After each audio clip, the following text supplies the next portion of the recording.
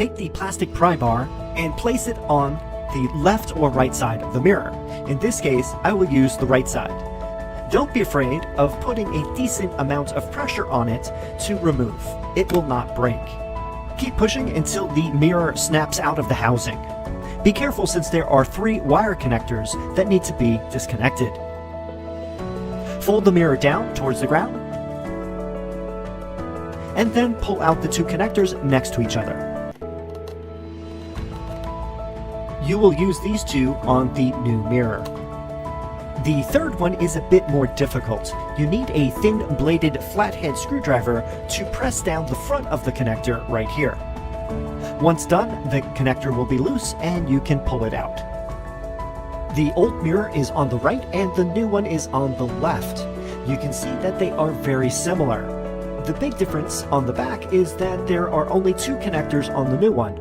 The third is for the anti-glare feature from the car, but since the mirrors themselves have an anti-glare coating, this is not needed anymore.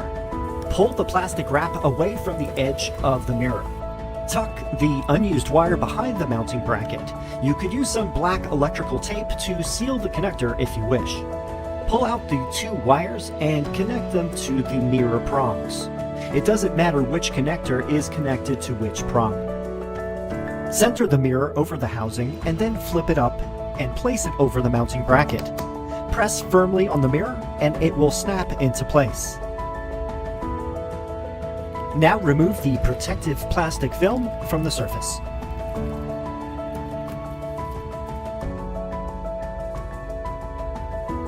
Now I will go over to the passenger side and replace the right mirror. Do the same steps that I showed you on the left. Sometimes it may be easier to use the plastic pry bar on one side versus the other. If it doesn't come off easy, you can just try the other side. For example, I will try the right side of this mirror. Remove all 3 wire connectors to release the mirror from the housing.